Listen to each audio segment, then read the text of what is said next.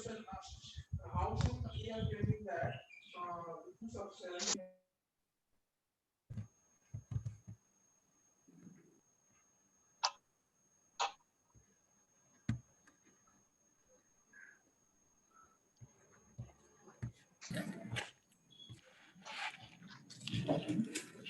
Just a few minutes and we can begin.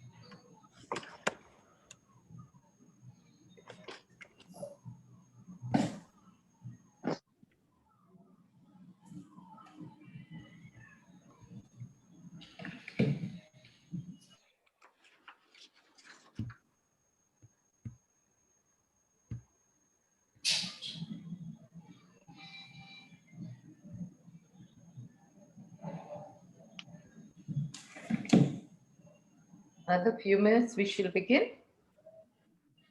Yeah, sure.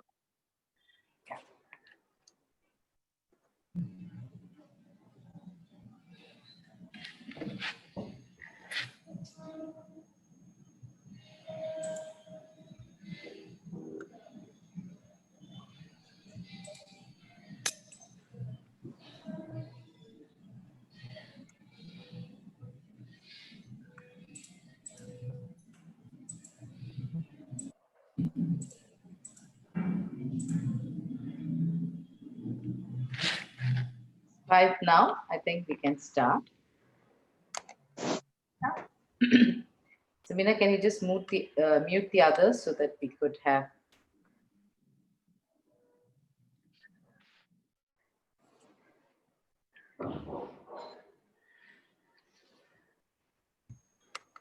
Hello everyone, this is Dr. Devsena Desai from Kaveri Gifted Education and Research Center. It's absolute privilege and pleasure to introduce you to a topic that is so sensitive and yet important in today's time, which most parents have been looking forward to. And I have three wonderful parents in our panelist group whom I'd like to welcome. This is a part of the series that we have started on policies awareness campaign, which has been there for quite some time, for the last 6 months, I think, from June onwards.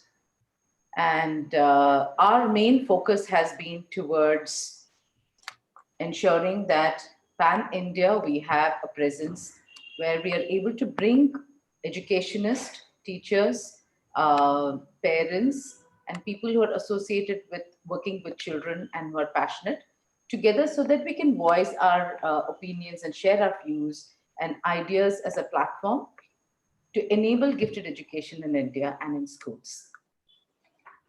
Today we have Dr. Rajashri Ray, who is a psychiatrist and a psychotherapist, also associated with Vedanta Center for Healing Minds, co-chairperson in Yoga and Meditation Task Force, Indian Psychiatric Society, Executive Council member, and a mother of 2 high-ability adolescent kids. Welcome, Dr. Ray. We have, Dr. Ray is from Kolkata, and we have another parent, Mrs. Chitra Ramasamy. She's a mother of a teenager, herself has masters in English literature, strives to be the voice for her son, so his needs and expectations are met both outside and inside school. As a mother, she is focused in keeping him motivated and found opportunities both in India and abroad to enrich his learning. I have known Chitra for, I think, more than 7 years, and she's one of the, I think, very active voice in parents in striving towards work, ensuring that opportunities, resources are available, and sourcing places which can be useful for children of high ability in Bangalore. Welcome, Chitra. And the third parent is Minal Nerkar. Welcome, Minal. She's an architect by profession, designs for hospitals. She has a 12-year-old son who has been a part of the Kaveri Gifted Education and Research Nurturing Program for the last 3 years under Samina, our colleague and a team member. We've had several dialogues with Minal focusing on what we as psychologists and educationists can do for her son, and ensuring that she can be the voice in associating with the school that her son goes to and interact with teachers and educators and find out how they can work along with school and ensure that her son is able to get certain opportunities in the school forum. So welcome, Minal. I think from what Minal has described, I would say that she and her sibling are of higher ability. She shared a few glimpses of her childhood, shows traits of being, of higher ability. She's a very highly achieved person. She comes from a background where she has had a good environment where parents have been very liberal and supportive. And we can see that when she interacts with the son, where she wants to lay the ground for him as well. So welcome to all three of you. Before we move forward, I'd like to just give a small background about who we are and what we have been doing. Like we mentioned, Kaveri Gifted Education and Research Center is established in Pune. And we have initiated this advocacy awareness program where we meet once a month and we choose topics which are very close to associating and advocating on gifted education. We have a panel of people. I'd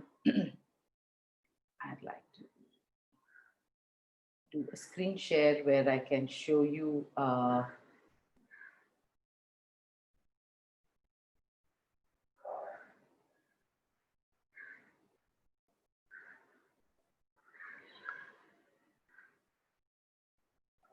yeah. So this is our team. We have Dr. Sujala Vatve. Devsana, we can't Can you see the see it. screen? No.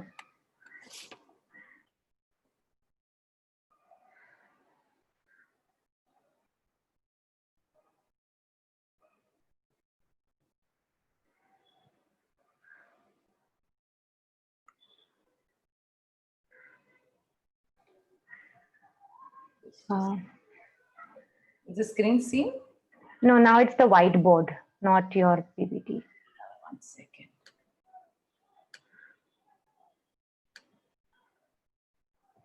Yeah, we can see it now.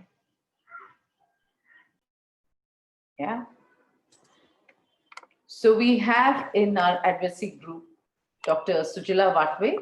She is a retired secretary from Jnana Prabodhini Institute of Psychology and national supervisory psychologist from Pune. We have Dr. Aparamita Roy from Jagdish Bose National Science Talent Search in Kolkata. She's the associate director. I think I'm confusing. She's deputy director. And we have Yukti Sharma, assistant professor, Department of Education, University of Delhi. And we have Mrs. Malti Kalmadi, secretary for Kannada Sangha, founder director for KGRC, Pune, and myself. So this is a team which has been working actively for the last 8 months, where we're choosing a topic every month and we're focusing.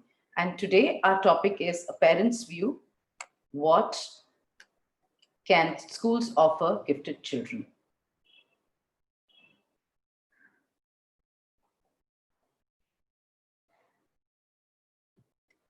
I'd like to start off with talking about the first question that I'd like to impose to our three panel parents. Basically, when we first find out our child is gifted, most parents are very happy. I'd like to ask each one of you to share to the audience when you realized your child is gifted and shows traits of being a little higher from other children or peer group. How were you able to support the child? What are the natural things that you started doing for your child? Can you share the earliest memories? Can I start? Yeah, sure. Yeah, actually, when Ishan was 2 years old, I mean, since then we could see some streaks of higher abilities in Ishan. We used to read some books. We got some books for us, which was like a big book of knowledge and all. So he used to just come and sit next to me and start telling me, "Mama, tell me this." I mean, it was indicative, but he used to able to tell few words, and that time also he knew all the anatomy of the body, 9 planets, and all those things. So we thought that yes, at his age, if he can tell us, or if he's interested in such things, so we should give him that kind of exposure. So that is how it started. We decided to give him whatever we can and wherever we can take him. I mean, giving him different experiences, giving him different exposure, talking with different people. So that is how our journey started actually, at the very initial stage, talking with his pediatrician. It definitely helped us a lot. Wonderful. Dr. Ray, can you share a few experiences? Yes, good evening. I'm a very fortunate mother of two teenage or adolescent boys. One is 15, rather sort of is going to appear for his board exams anytime this year when the dates are announced. Okay. And the second one is in 7, going to 8 this year in April. And to be honest, I'd never seen my boys as gifted.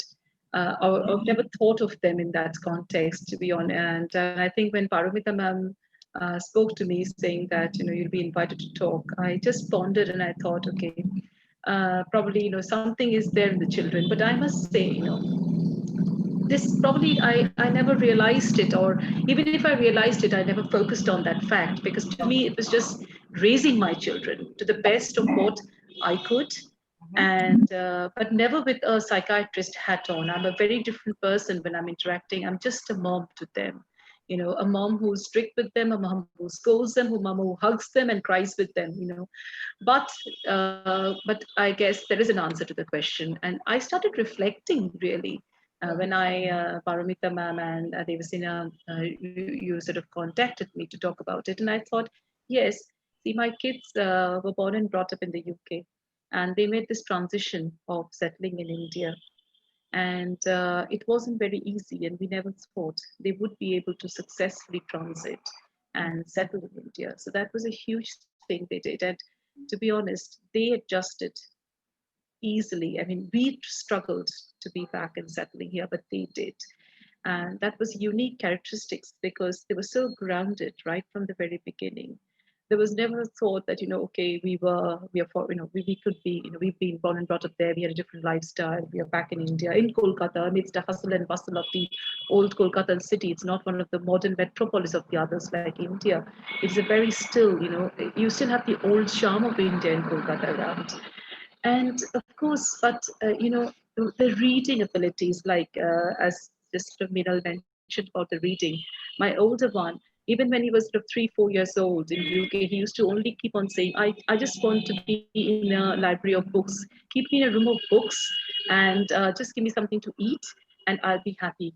And the sensitivity, what struck me is the giftedness. Of course, he is the topper in his school. We are expecting brilliant results from him, but that is besides the point.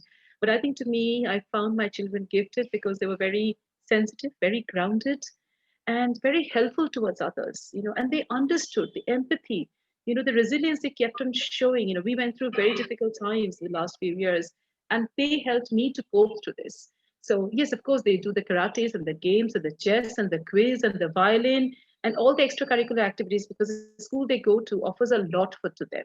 And they pick up, and they're representing school every now and again. But the sensitivity which I picked up and the adjustment abilities were right from the very beginning, even before they were, even 5 years old for both of them. And that is when I realized, thinking back now, yes, probably my children were gifted. So I'm blessed. Yeah, thank you. Thank you so much. I'm sure it must have been quite an experience making the transition. And especially children, like you rightly said, Dr. Ray, that some of them make the transition very well, others struggle. But your children seem to have adapted really very well. Thank you so much. Chitra, can you just share with us your experiences? Thank you, Dr. Devasena. Hello, everybody. Good evening. I am really happy to be in this forum so I can share my experience as well as learn from all of you. My son was born in US, and I think probably just before he turned 3, or probably around 1.5 or 2, I used to always take him to the library, start reading books. But then very early on, even before he could start reading, when I would say, I would pick up a book and say, let us read, like, when I read the title of the book or something, he would be able to go and pick up the book's name even before, he could start reading. He was able to recognize very complicated shapes, like decahedron, trapeziums, and all that. And I noticed that his concentration span, usually kids of his age, the concentration span is usually less. But he would sit like hours together on my lap, and he would prefer me to read. He would love to do puzzles. So when I found out that he was more of a hands-on kid who will always want to, experiment stuff, build things, break things, and see what is inside. And I remember when I got him like a toy car where he has to push. Instead of sitting on it, he turned it upside down and actually was seeing what was under the things, under the hood or whatever that toy car was. So I think around when he was 7 or so, that was when I met Dr. Devasena. She was the very first person who told me that there was such a thing called gifted children or high ability learners. So, earlier than that, I was just motivating him, saying, okay, he's in the sense he's a fast learner, we should motivate him. So I used to buy stuff like puzzles and the mechanics set. I think probably when he was by 7, he was doing like 1,400 puzzle pieces in 3D puzzles and all that, building the Eiffel Tower at home and everything. Then, and then I used to get this mechanics set where he always used to, he had a very high, the concentration was very good for him. Even the minute parts, he would take his time to put things together. He would love to read science. And I think probably I would say probably 3 or before that, I found him very curious on everything. His question is always why? Why do I have to do this? Why do I have to learn this? Or what does this mean? One thing is he's a highly sensitive kid, very sensitive. I guess now he is in his grade 10 and he's a topper in his class. So I'm just hoping and praying that he should do what he wants to do and loves to do and what he's passionate about. Right now, he's saying he's passionate about giving back to the society. Right now, he's saying he's passionate about doing environmental science. So let us see. So it could change in the next 6 months. You never know. Exactly. You shared wonderfully the way he has been showing very typical characteristics of high sensitivity and like incessant asking of why. I mean, they never stop. I think it's only when they grow up, the why becomes more towards the school, the teachers, and the others that they are. Initially, it's the parent whom they really exhaust by asking this question. Just thinking about that, I was wondering, as parents, when school became a part of these children's lives and when they got open to a regular system where education in a classroom where teachers are teaching something very structured, and what were the information or stories that they share about their experiences? Because these children, from what you were saying, both Minal and Chitra were sharing about being avid readers. So they're already well informed, they are exposed to a lot of stuff. So what did they feel and experience when they went to school? Can you share your experiences? Minal, would you like to share with us? Yes, definitely. I guess what Chitra and Dr. Rajashri said, it is perfectly matches with Ishan as well. They are very curious. They can read like hours together. With Ishan, when he started school, initially he was very hesitant because he always runs away from the socialization. He's absolutely a loner and doesn't like to interact with people. I think with a teenage seeping in, he's getting better at interacting with people, but initially it was very hard for him to cope up with so many kids around, and going to school was not very happy thing for him. So the best thing what happened was the school which we chose, we were really blessed to have wonderful school which supported us throughout the journey for Ishan. Because first time when I got call from the school, I was I was wondering, I mean, what's wrong? What happened in the school? And when I went and met the coordinator, it was the best thing which happened to us because she supported us. She said that your kid is different and you have to go to counselor and start talking and see how you can mold things or how you can help him to cope up with the socialization and match with what other kids are doing. So that's where first time we went to a child psychologist. Then later on, we realized that Ishan used to get really bored in the school. In the first standard, he used to cry every morning. I'm not going to school. I'm getting bored. I know all the stuff. I don't want to do that because it's really boring and I don't want to talk with other kids. So it used to be a traumatic thing for him as well as for us to send him to school. But there again, the school came into the picture and they helped us. The teachers spoke with us when we went for the PTM, and they said definitely we have to do something for the kid because it's injustice or it's unfair for him to sit in the class where he knows everything. So he skipped one standard. He was directly put from first to third standard, and school took special permissions. Then his age also was luckily fitting. So that transition from first to third again was not easy for Ishan because it was something different for him, and everyone used to come and ask him, Ishan, how come you are in third? You were supposed to be in second. So again, the school played important role. The teachers played important role because teachers made sure that they kind of answered all the curiosities of other kids, and they explained them properly why Ishan is from first to third, how you have to help him, how he should be able to adjust it in the third standard because there are no friends. He did not knew anyone. So that's where school really played a very important role for Ishan to make him fit into the new class. I think we are really blessed to have Millennium School where Ishan studies. So that was a big challenge for us. Then again, there were a lot of things which were done in the school for Ishan. He was allowed to read during the school hours.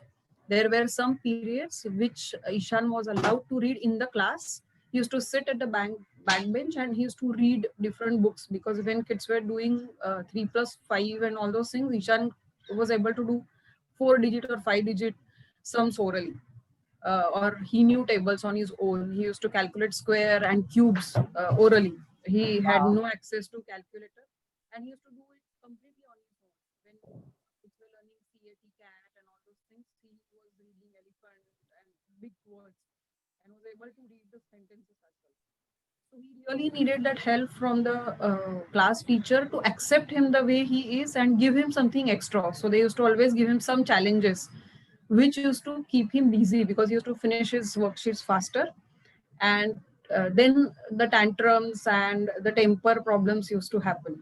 So school teachers were very accommodative to give him something extra because they had to take extra efforts to do that for Ishan. It was a challenge for them to get extra information, give him extra puzzles, give him extra sums at the maths class, or give him something different to read. So he used to carry his own book in his bag and then read in the class, or teacher is to give him something extra.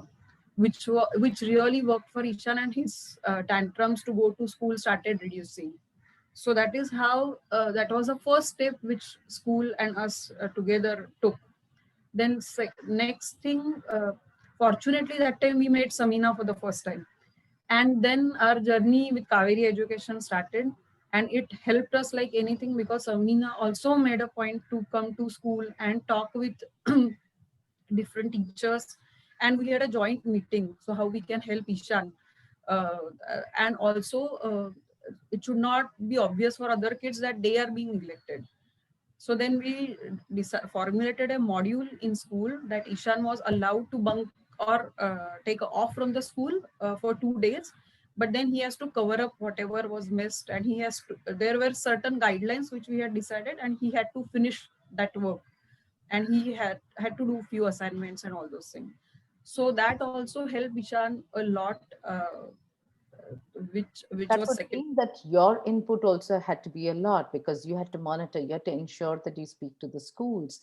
You need to sit down and ensure that your son is coping up and, not just paying attention to one area where he is interested in. So, It was like what everyone says, that you need a village to raise a kid, which really suits to, which is more yeah. appropriate for gifted kids, I think, because we needed a big support system. And if the school was not flexible enough, or we did not have guidance or support of people like you as well as Samina and all, it would have been a problem, real big problem for us and a challenge for us. So I used to go to school very often, talk with coordinators, talk with founder, talk with principal madam, all the teachers. And we used to together formulate this, because this was new for the school as well as for us. So the next step what we took was Ishan was also allowed in higher classes in the school.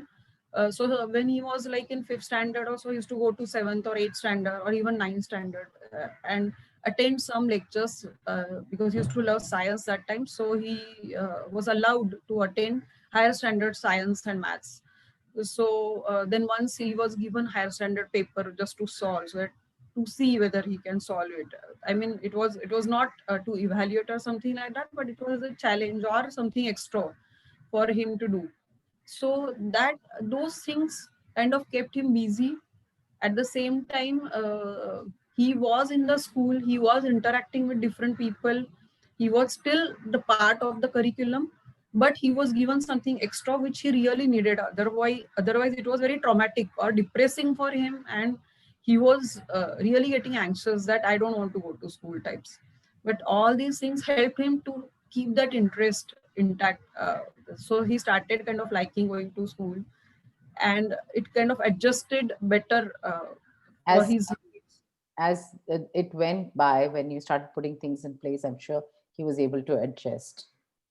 Yes, but definitely it was not an easy ride for us. It was a roller coaster, but we were fortunate to have good support system, and we could go and talk with school anytime. Talk about the kind of support and how you went about it. Thank you so much, Minal.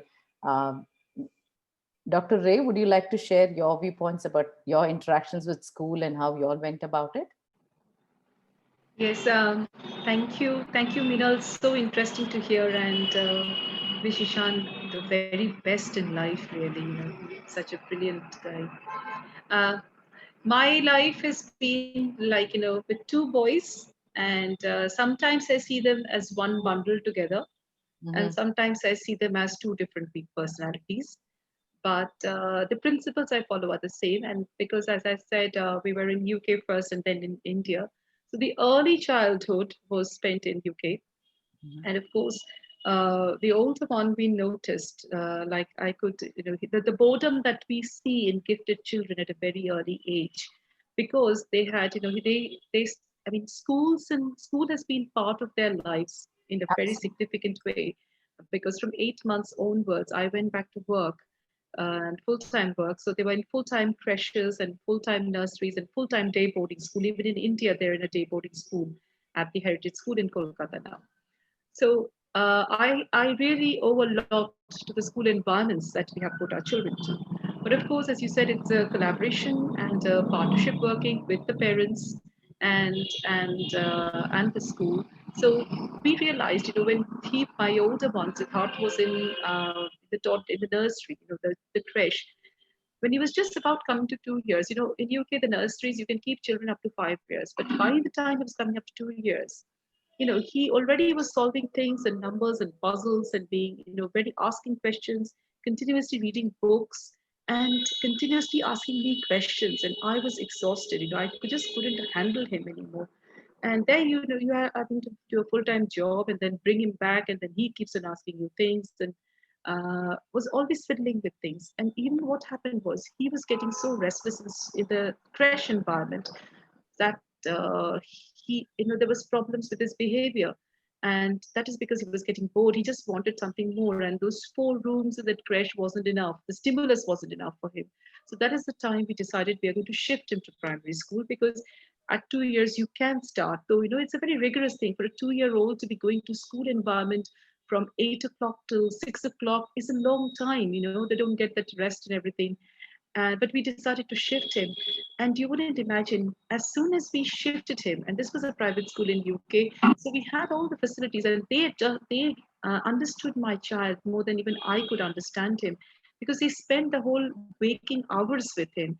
And the smaller groups, they would give the child as much as he could take. So I was really fortunate in that way, because whether it was games and activities or learning, helping them to learn things, and books. I think books and colors. So they use a lot of colors and craft work to help them, and the socializing skills, because the leadership skills started coming along very early age, because they were given responsibilities to do certain things, organize things, and a lot of hands-on work went on. So it wasn't just numbers and working with the academic side, the social skills. And I think today I have a teenage boys, I've got 2 teenage boys who are very socially able children.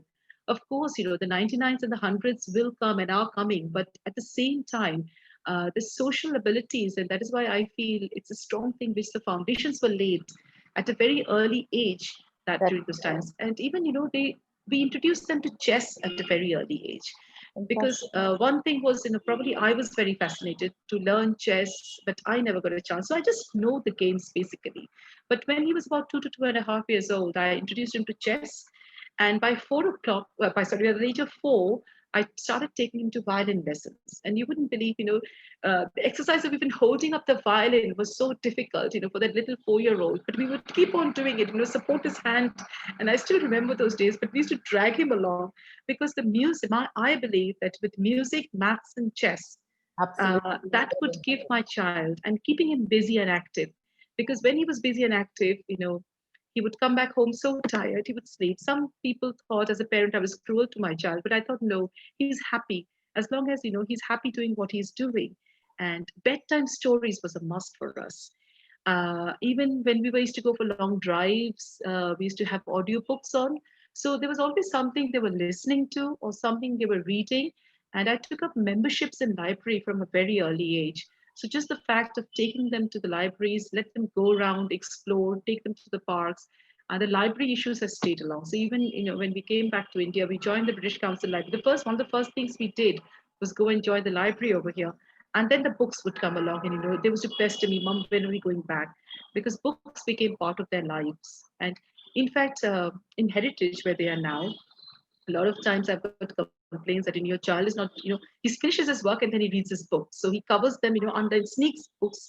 So we had to explain some of the teachers are very fine with that, but some teachers take time to understand, it's a class. But I guess in school in India, when they're really growing up, both of them, they give them so much opportunities, they are taking them every other day, to the point as parents we started saying, when will they finish their courses syllabus? They're missing so many classes. And the principal tells us, don't worry, it's my responsibility, to make sure they finish their class, their syllabus, but let them go. This is their age, and the way they interact with different schools, they've taken them to, Paramita ma'am was one of the main people who they've taken them to Taiwan to represent India and the Science Fest.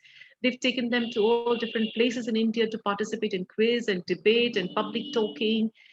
whatever activities a child likes, they've encouraged them to the point, they even now, you wouldn't believe during this pandemic, at 8 o'clock, 9 o'clock in the evening, the headmaster is holding quiz lessons with them because they're getting them prepared. So this is the involvement. And to be honest, the more the school did, I did less. So I just decided, and my Mrs. Sapru, principal of Heritage, just told me, you just keep away from all this. Don't interfere in all of this, because let us take care of your child the way I would take care of my children. So just leave them to us. So I think I owe a lot to Heritage in a way, because they understood my child. Of course, they knew that I was supporting them, I was supervising them. But it is the opportunities that more we give, there's never, there's people don't get tired of learning. Children never get tired of learning. And the sooner you let them absorb the situation with fun, of course, and encouragement, and let them fail, the fact is, let them learn that they can make mistakes. Let them learn that, it's not going to be, but keep on encouraging them. And so I think it is the overall things which has helped in the partnership with the school. And unless it's a school, we wouldn't have been able to do it, whether it's in the UK, back over here. Because I remember our violin teacher, when she was teaching my older one, said, "Oh, Sita, Sid, one day you'll be the Prime Minister of UK." And she started crying because he picked up the violin so well, and he's taking his grade 7 now. So he's picked it up so well, and he said, "You're going back to India. So I'm so sad you're going back to India." And the other thing which we tried to do was give them languages to learn. So what we did was we made sure they learned their mother language when they came to India. So we learned them for 3-4 years. And then in class 7-8 onwards, we shifted it to French. So the language learning is giving them always a new skill to develop. And they picked that up as well. So the opportunities have been there for us from the school environment. And we've been calm and cool about it. So let them learn and let's see what the results come. Thank you. Oh, yeah, wonderful. Thank you so much. What I see both in Minal and what Rajashri has been saying, that school has been extremely supportive. And I must say, when we visited Kolkata in 2016, myself and Mrs. Malti, Paramita had taken us to the Heritage School, and we saw the campus. Wonderful, absolutely fantastic. So let's hear from Chitra as to what her experiences has been. Chitra? Yes, as I had mentioned, mentioned earlier, Shankar, he's a very sensitive child, and like Minal's son, he's a loner. He has been in this school for like now 9 years, 8 years, and finally he has now got one friend. So, and it has taken that long. Not his socializing skills are bad or anything. It's just that he was not able to relate. Even when he was in his primary, he had no friends because he found that they were talking about something which was not interesting to him. Surprisingly, he's not a person who is into video games or Pokemon or anything. And kids of his age were talking about that, and it was totally Greek and Latin to him. And when he talked about brain games, which was shown in Discovery Channel, they were totally clueless. And then as far as the academic part was concerned, he was always 2 years ahead of his class. So what happened was he knew everything. So, and then for example, if in math fractions chapter was taught, he would have finished that exercise when the children would have been just started doing. So the teacher said, "Okay, continue with the next exercise." He would finish that also. So, and in a parent teachers meeting, they will say, "We have nothing much to say except that he knows everything, and he probably needs to get more friends so he can communicate." And what we found was he was bullied a lot. My son was he was bullied so much that he was in a state where he would never want to go to school at all, just because he was bullied, not because of the teachers or the school environment or anything. The principal of the school was very supportive. She could understand how he was bullied, because the children, they found that he was a little different. And they used to play around with him, and then he was very sensitive. He couldn't take it as a joke. So he would cry and all that. But now, of course, he has come a long way. And what I would do is when the teachers used to come and tell me that he has finished so much and he's not, I mean, he needs more challenges. See, obviously, they are catering to quite a large number in a class, and they have, I mean, they have something they are answerable to and responsible for, of like finishing the portions and all that. So what I was telling the school was, probably I can give them supplement books which was at home, which was challenge, which he would love to do. So what the teacher said was, let him do the classwork, whatever they were doing, finish that, and we would give him this book. So the school was very supportive in that way. And then I would look for other outside resources in Bangalore. Like I put him in a piano class. He was, I think, from 6 months old, he has been listening to Beethoven and Mozart. He loves the piano. He is now in grade 5, 6 level in piano. He plays it wonderfully. And he has got another thing about my son is, he expects everything to be logical, systematic, like him. If anyone does not explain to him in a very logical way, I think that's a done for, because it is going to be totally, he will come back and say, I think, it's not going to work out for me, because either this person is not explaining to me well, or this friend of mine is not, or, this is just not working out. They're all over the place. So the first thing I remember him telling me when I first introduced him to the piano teacher was, oh my God, I have never seen a piano teacher who is so systematic and logical. I think she understood him probably in a month or two. So, and Shankar's math and science skills are very good. Here, there is another thing is, here there is a place called Vishweshwara Museum here, VITM in Bangalore. There they had something called Idea Lab. So I used to drive almost an hour or an hour and a half from my place to there every weekend. It is a place where there are a lot of experiments out in the open. Every children, be it gifted, non-gifted, anyone can come, sign up, and they can work on it. And there was this person whom I met was Mr. Sudarshan. Actually, he was a great mentor to Shankar. So he said, he taught him, if Shankar loves chemistry, I think it is because of Mr. Sudarshan. Shankar knows the periodic table by heart or backwards or whatever, both atomic number with this, I think from grade 5 onwards, the entire periodic table. They will do something called the Mendeleev Puja there. They will work on experiments on both chemistry, physics, and botany.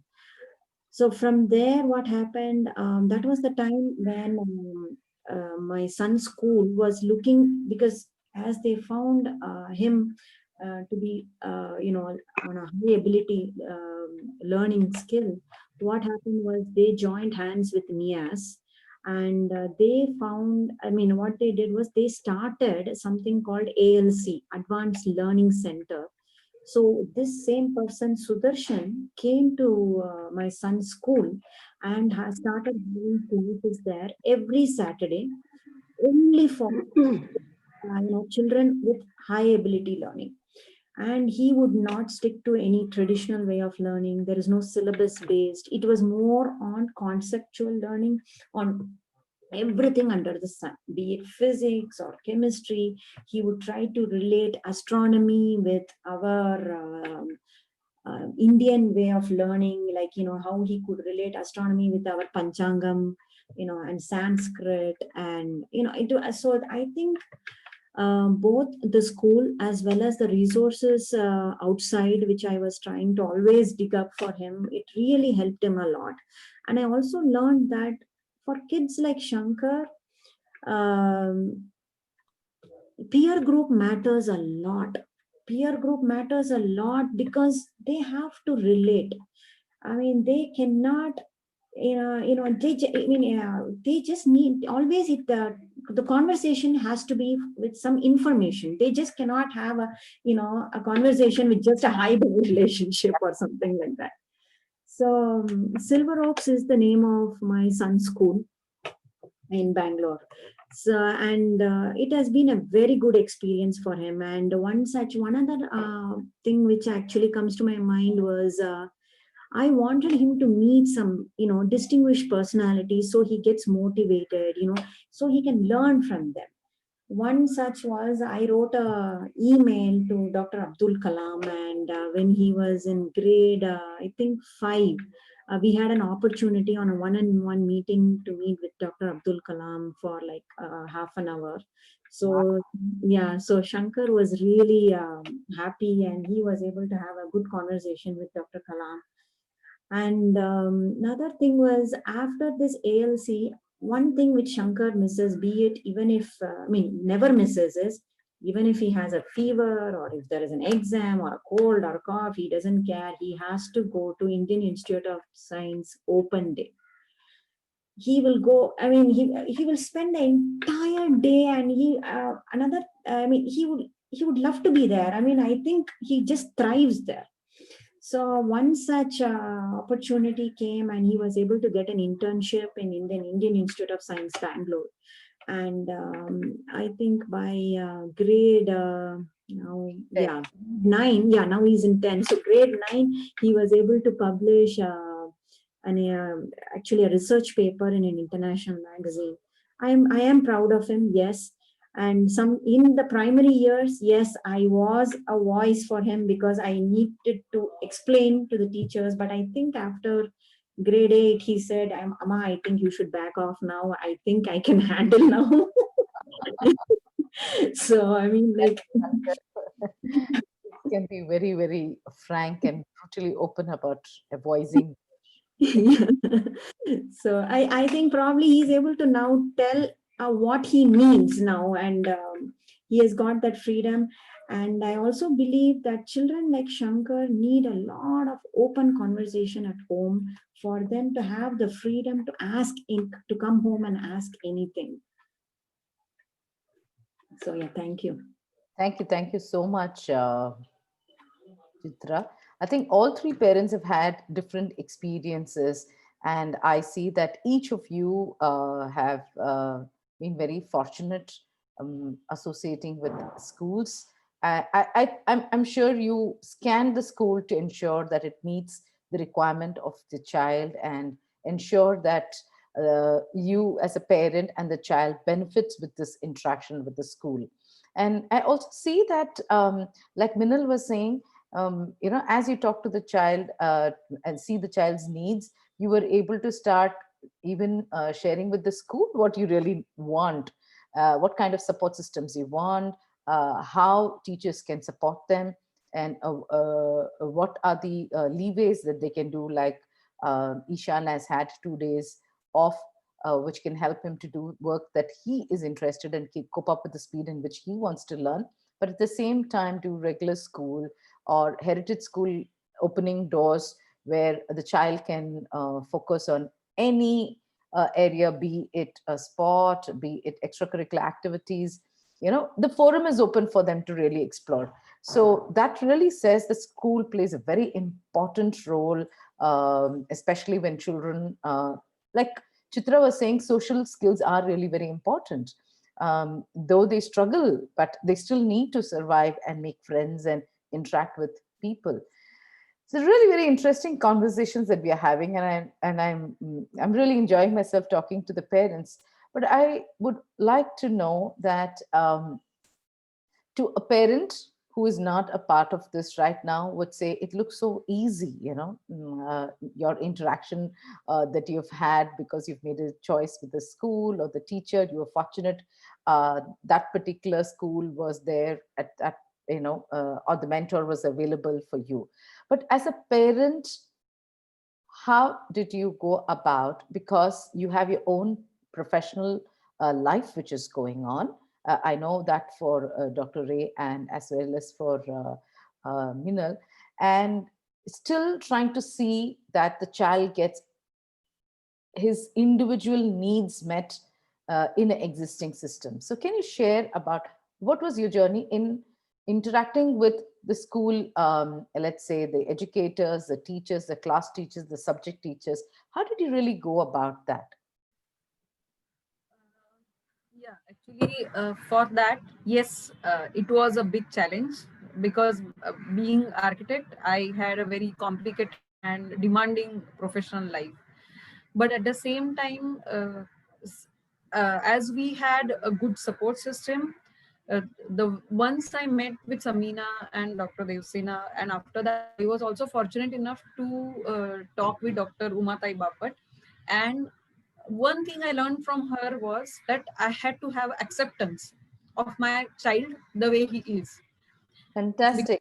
Because Well, thank you so much. That is another very big area parents struggle with, because it's so clear when they see other children and their own child. I mean, it's wonderful and happy thing when you see your child doing something exceptional, but at the same time, there are some lacunas. They are not good when it comes to socialization. So they are way below their age. When in some cases they are way above their age, but it's a package. So that was a most important thing which I learned from Umatai, and that kind of clicked, or that kind of started our journey. That acceptance seeped in us, that yes, my child needs support, but at the same time I am lucky enough that I don't have to take his studies, that he can do on his own. But if I have to take him to birthday party, then I have to be around with him.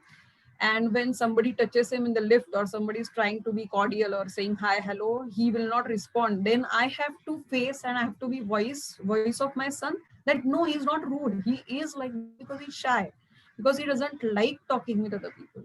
So that time I have to put my foot down and defend my son.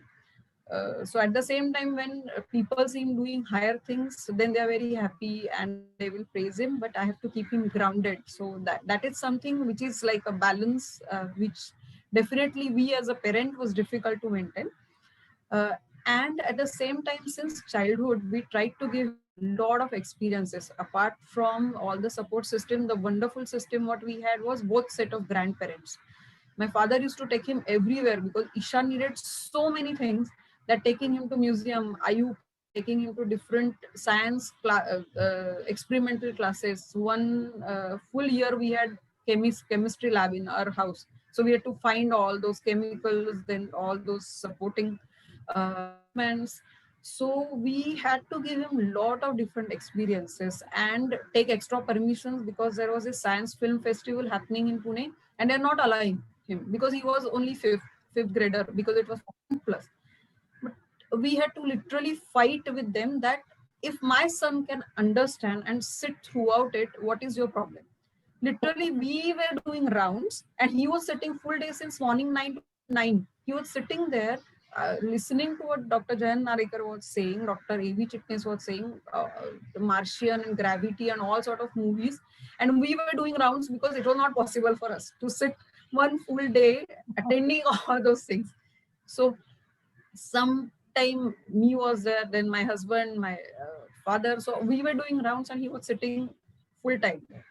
So it was a very different journey. Definitely, we had to have a lot of interactions with the school, with counselors, and we're fortunate to get excellent mentors for Ishan, who is to understand that though he's interacting with them about his favorite subject, but he will not uh, be able to have all mannered discussion like hi, hello, show respect. I mean, show respect as in terms of touching feet and all those things. He was not good at all those things, and they accepted him the way they are. So the what I said, like acceptance for parent, that acceptance from the teachers as well as from the mentor side was also very easy thing. But we were fortunate enough to get such good people around us who understood Ishan very well and who supported him throughout his journey. Now suddenly it's changing like anything. So from love of physics to no physics. That's a drastic journey.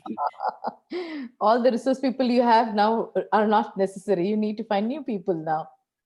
I mean, so now suddenly again we are in a void where to go. So every time such change happens, Samina is like our support system. Samina, please help us to cope up with this. That's how it works. But yes, I mean it's a very different journey, but it's a very happy and challenging journey. I think I always loved challenges, so probably I'm son that I have challenges in parenting also. so so it's a very wonderful journey throughout. And in the in the school system for Millennium especially, there are so many classes and so many standards and so many students to take care of, but they could manage Ishan's timetable and different standards timetable, and kind of guiding their teachers to understand Ishan's needs. I mean, the library teacher said, no, it's for 11, 12 standard, you can't take those books. But then his class teacher made it a point to explain it to her, no, it's his requirement and you have to read those books because that's his need. He will not spoil them, he'll read them. So such kind of things happened in the school, which really helped us. And we had multiple discussion with the school authorities.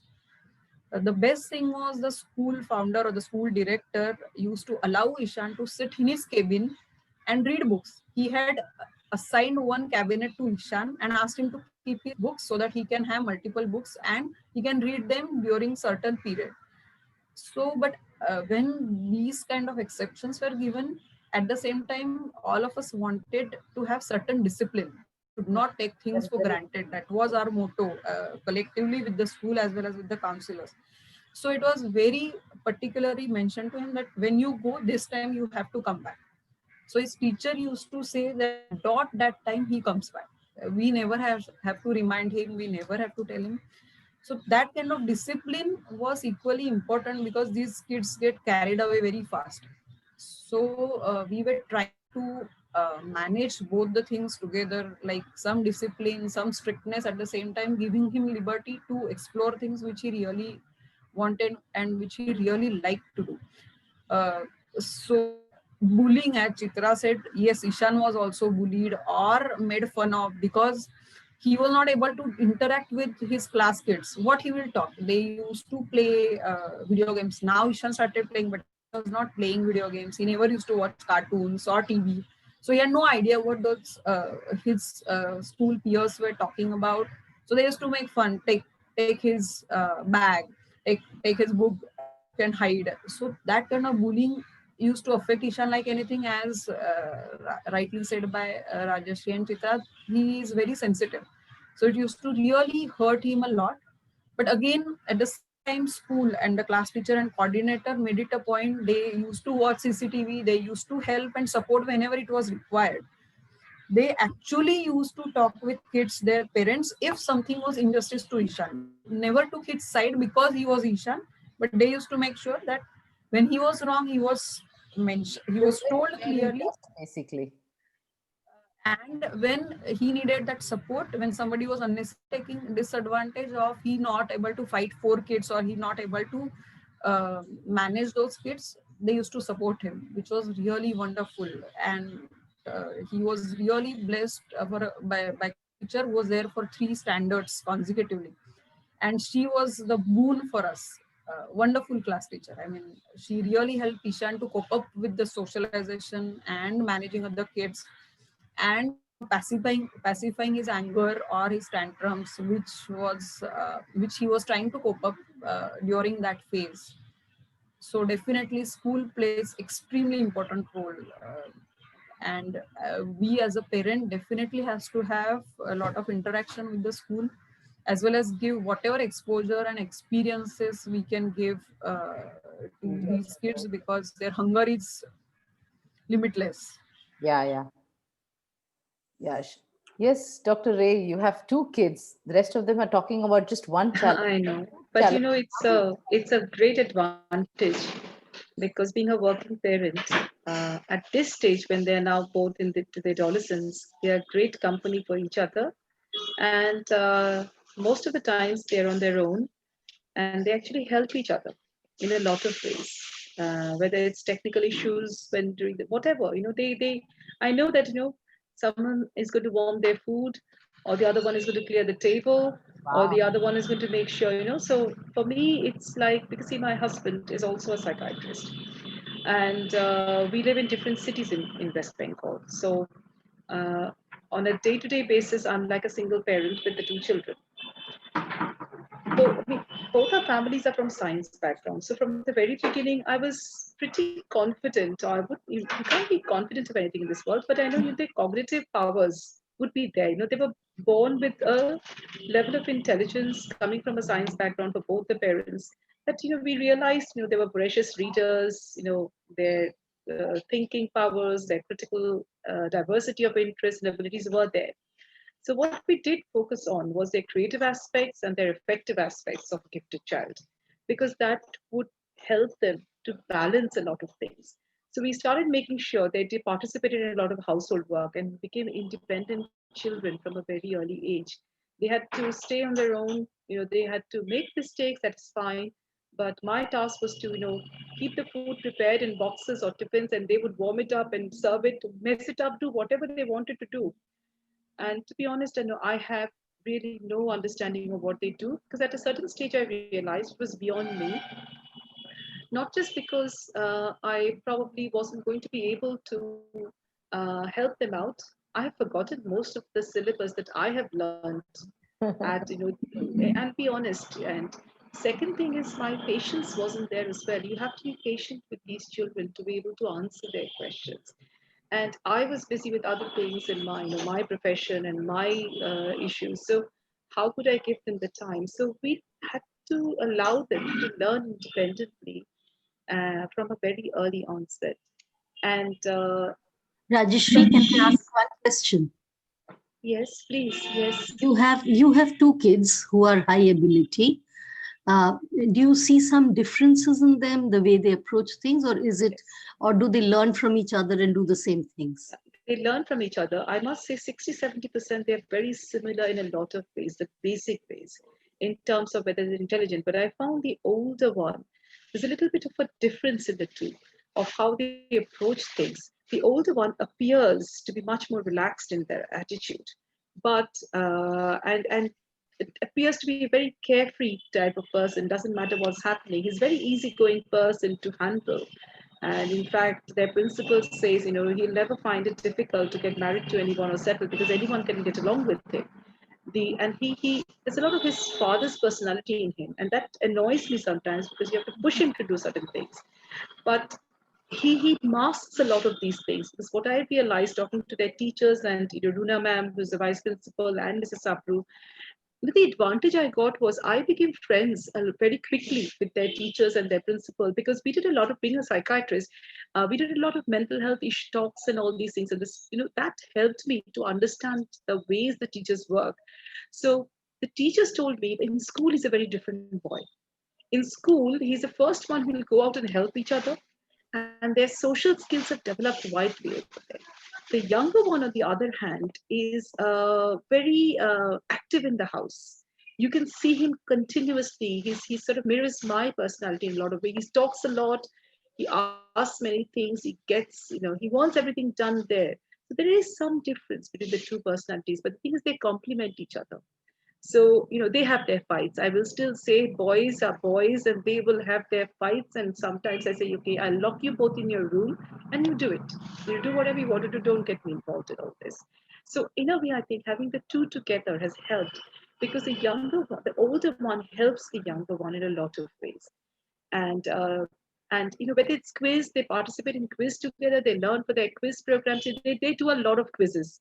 And they've represented the school in a lot of national levels in quiz and debates and the rest of it. So they prepare those two things together a lot. And even their writings, they're very good. They write for their school magazines and the other things. So they write things together. And in fact, they started translating Bengali works and other English works into French. And they started acting it out together as well. So they basically go into the same thing. So the younger one has followed all the extracurricular activities that the older one picked up. So in a way, I'm having to put in the effort for the older one in terms of what career pathways going to happen. And the younger one is just somehow following the older one. So it isn't too double work for me, I must say. Things have gone that way. But yes, but I think that, I personally gave a lot of effort to make sure the creative side is nurtured, because I believe, you have to make, both sides of the brain needs equal attention. specifically being a psychiatrist, having worked with very high intelligent, able children with Asperger's and autism spectrum, because their social abilities can be hampered. I mean, your life at the end of the day is not about marks. For me, is how you adjust in life later on. So the creative. So I drag them to anything I go. You know, to all my conferences and to all my talks, they are with me. So, you know, they will sit, and everyone in my psychiatry family, you know, they know that, you know, these two boys will come and they will sit at the end of the conference hall and do something. But they will be there. They followed me all through. And sometimes they agree, you know, to for the inauguration programs, they will play their violin. So now there's a lot of demand. You know, they said, okay, we will not get guest artists, let the two boys come and play. But, you know, we have to, you know, they're children still, you know, we have to get along with their mood, you know, whether they will record for us or not record for us. Sometimes we have to coax them. But what I do is I just give them opportunities, you know, just say, you know, go, come, take it out with me, come out with me, you know, do whatever you want to do. And then only you will realize, you know, that if the opportunities are there, it's a constant process of learning. I'm a very easygoing person, yes, in a way with them.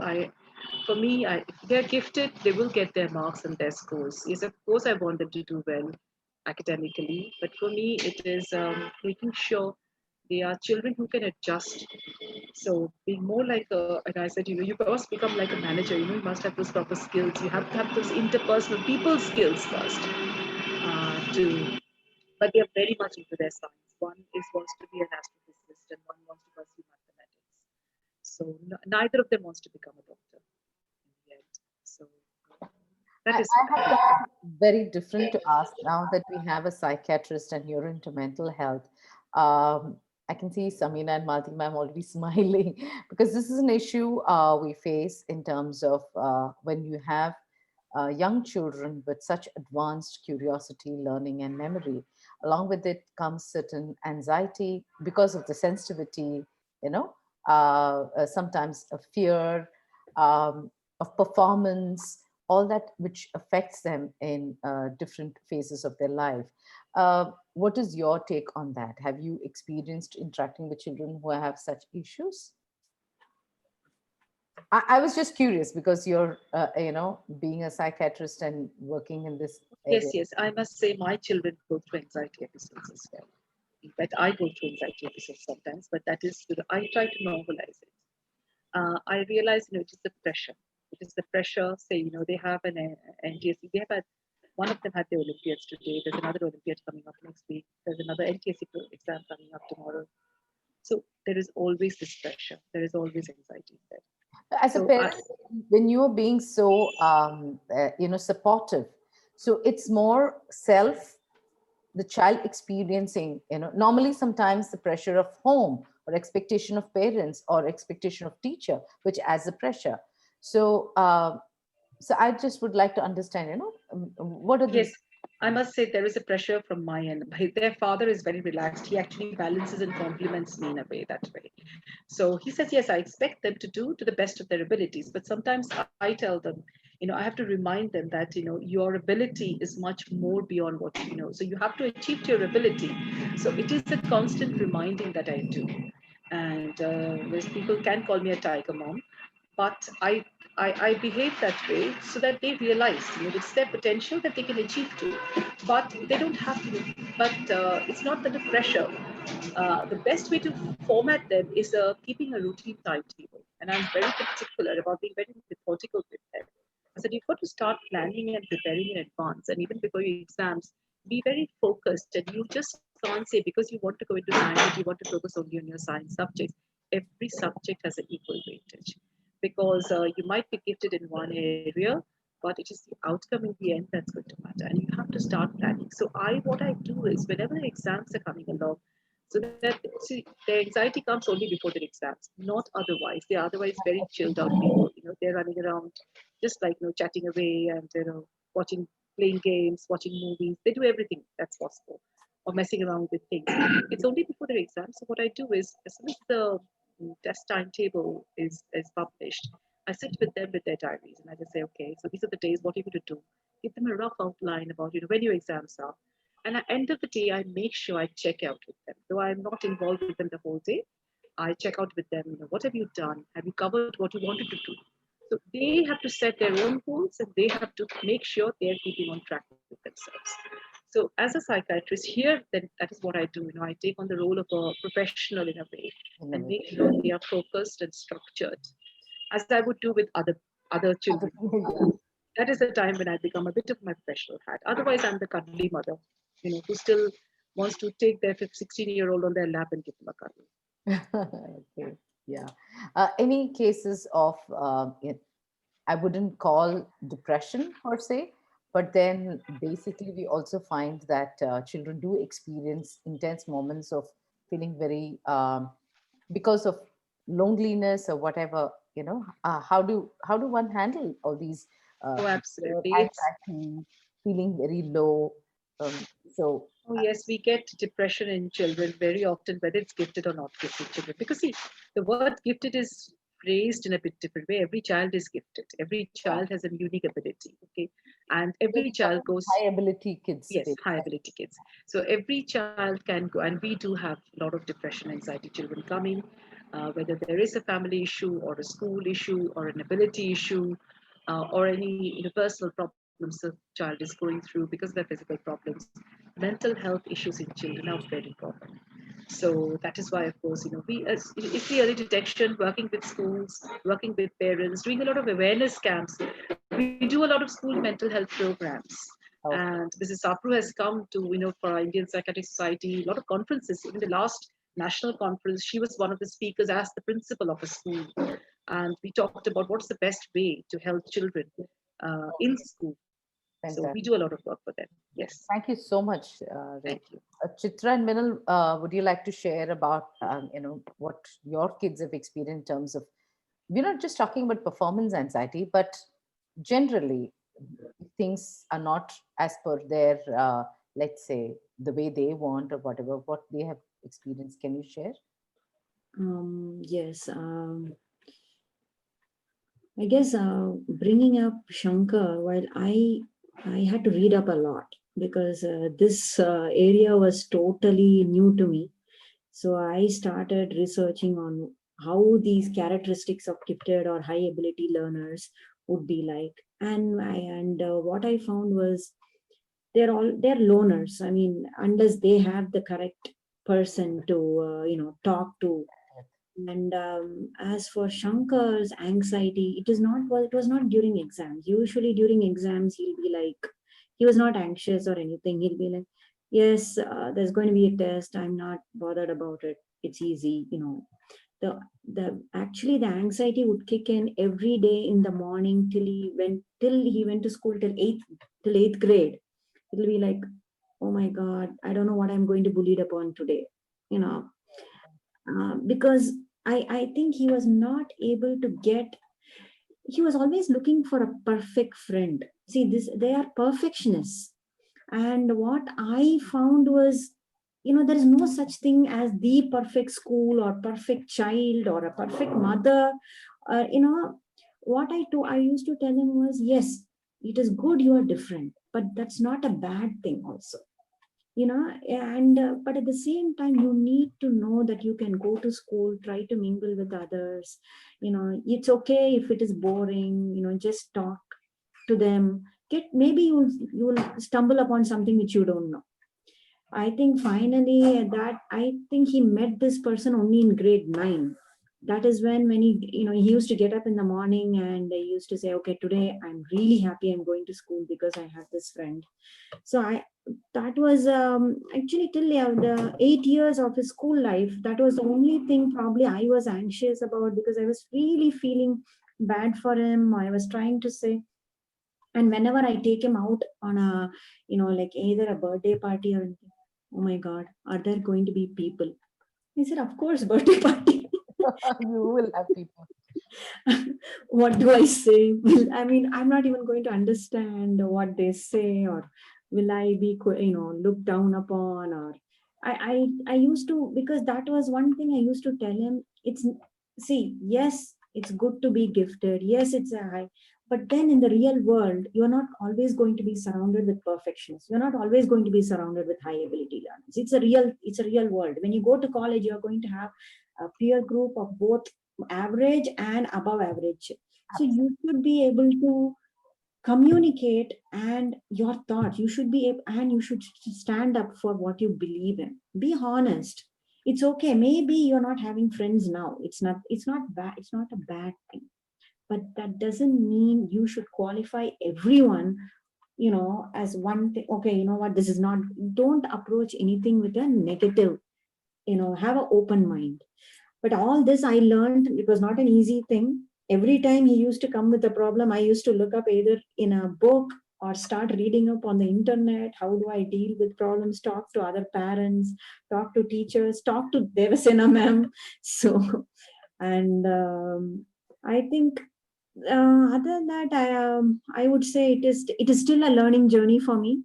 Okay. But now he is able to understand what it is outside. He is able to handle the ups and downs himself. Much better. Okay. Much better. Kiran, can you just take about a minute or two? We are just coming towards the end of our session. Okay. With Ishan, he had a lot of insecurities and anxieties for sure. So it was very difficult for him to manage those anxieties. So we were talking with Devasena as well as Samina about how he can handle anxieties, because he used to feel, okay, that, whether the door is locked or not, whether his things are in his place or not, or if he has to go in the birthday party, I don't want to go. I don't like to talk with people. So he had that anxiety about interaction also. And initially, when he was not able to do things which he really wanted to do, used to really upset him. If he's solving some problem which is very complex and he's not able to solve it or understand it, then he used to get really upset and start crying and saying, no, I'm not competent enough to do this.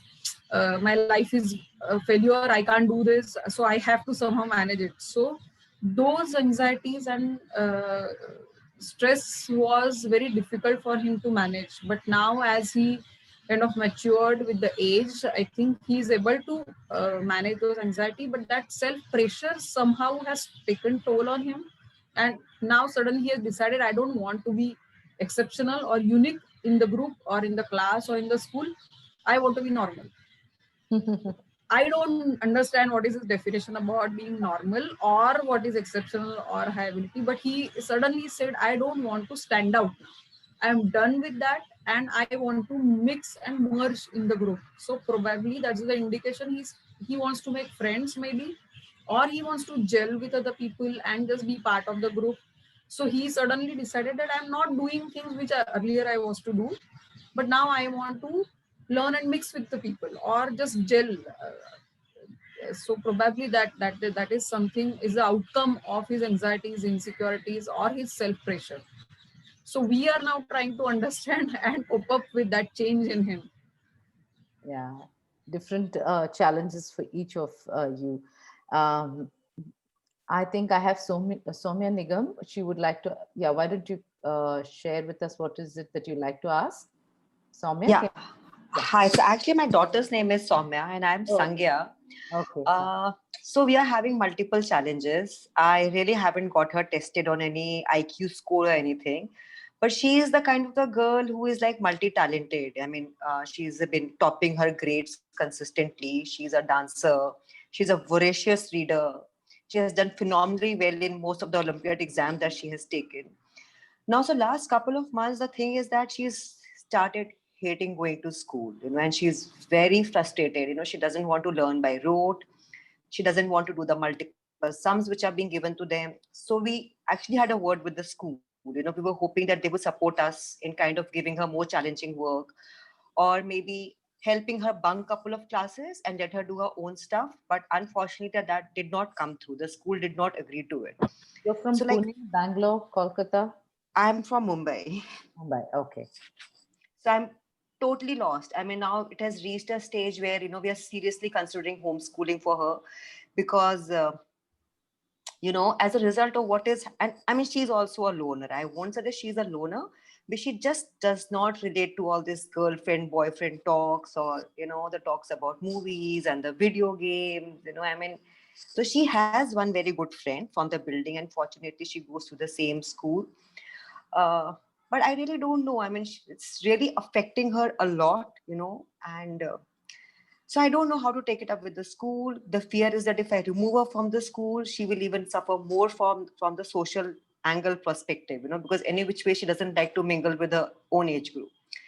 And I really won't say that she doesn't like to mingle. I think she's not able to connect with them. When she finds the right kind of people, they can be much older to her. She's So fine. what is the question that you'd like to ask? So the question is, how do I take it up with the school to support her? Because in Bombay, we have done enough research, and I don't think there's any school which will support the kind of the thing which we are looking for. Yeah, that would be a very long interaction to understand completely your needs and have. So I'd suggest that if you can get in touch with any one of us at Kaveri Gifted Center, we could, kind of have a dialogue and trying to see how we can help you. Because what you're talking is very specific. Yeah, Okay. Can I just say something to Soumya? Yeah. Soumya, we can see the anxiety that you're going through. Yeah. I don't know what will eventually come out after you get in touch with Kaveri. I'm sure they'll help you out. But I feel that you should first try to counsel yourself to be a little more, relaxed. Because, the fact that it is affecting you so much is something probably that even your daughter is being able to see. And okay. That is probably making her even more anxious that, I'm making everybody around me so unhappy. So you just have to be there for her and tell her that it's okay, this happens, and we'll work a way out. Yeah, that's what precisely we have been telling her. But I guess we'll have to be a little bit more patient with her, I guess. And also being a teenager is not an easy task, especially. Yeah, she's Can 12 I right add now. something? Yeah. Yeah, actually, just one thing which I've learned throughout my journey is never to leave your battle. You have to keep on fighting. Go 10 times to school, talk with counselors, and just take them to your school and somehow try and make them understand the importance of treating these kids the way they treat autism. They have to understand and treat giftedness differently. So see if you can get some counselor or some guidance through external channel which can come and talk with the school, but don't leave your battle, please. It is going to affect your kid in a very bad fashion. So just be with them and keep on fighting. It's a very tough road. Yeah, so challenge is more from the school point of view. I mean, we have had multiple discussions with them. So now, I mean, they said that this is all we can do. We can't have a separate program for her. We can't challenge her differently. So that's there, So, I mean, we will try and go to them again, but I really don't know what will be the outcome of it. Go with a solution in your hand. How you can help. How you can help the teachers to give her more. Teachers has to cater 100 different kids, so we have to take that role of helping our kid. Only thing is the teacher and the school should allow it, but then we have to stand strong when it comes to school and teacher. And Soumya, sorry for the unsolicited advice.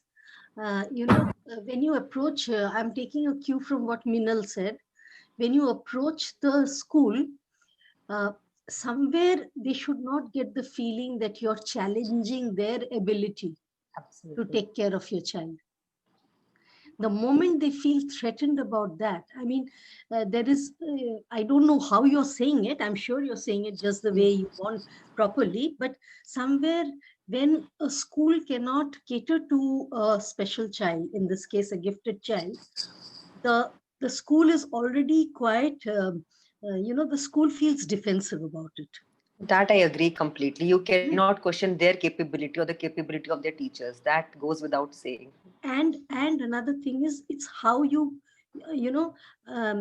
there are two ways of doing it. Either you can go and tell them that, listen, my child is in your school and it is your responsibility to help us in developing the child. Or the second one is that you are the school, you are the one where my daughter spends most of her productive time with.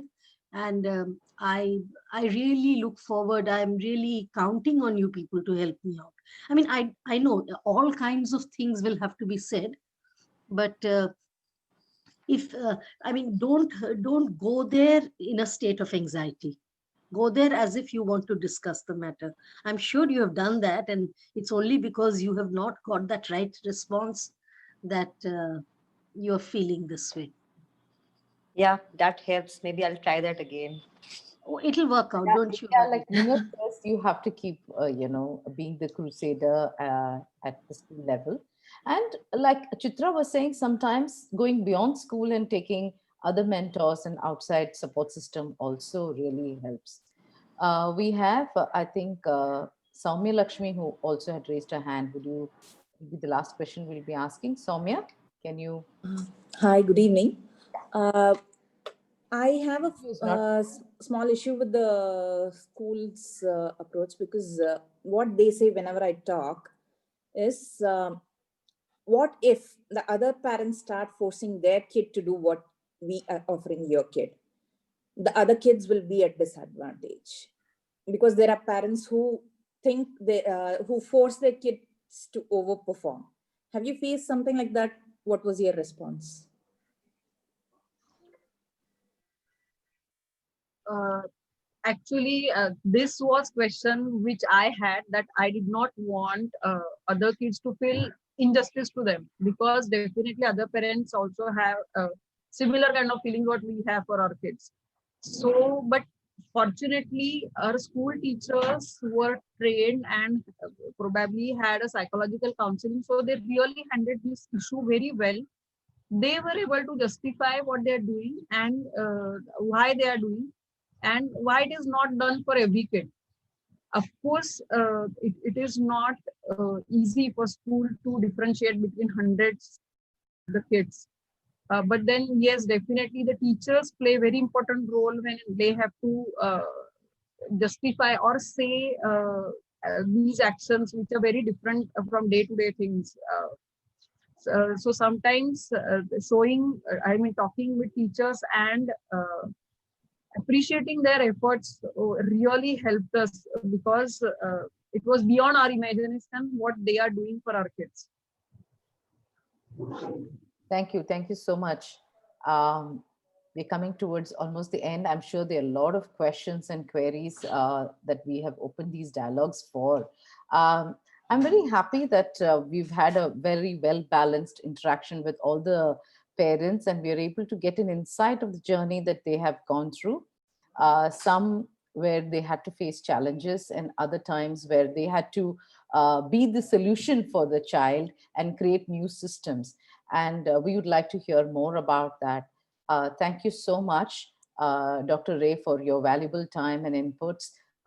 Chitra, for all the coordination and connections you've been doing for Shankar, and Minal, for all these wonderful small tips that you've said as a parent, which are so difficult, like saying accepting the child.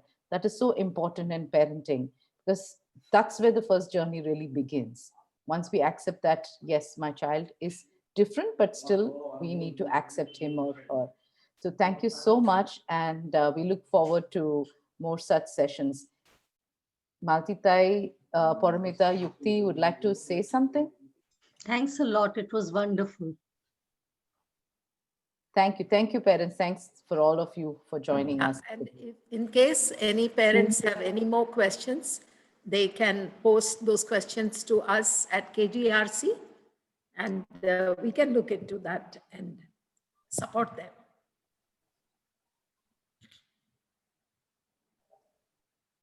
Thank you so much. Thank you all. Thank you. Thank you so much. Thank you, everybody.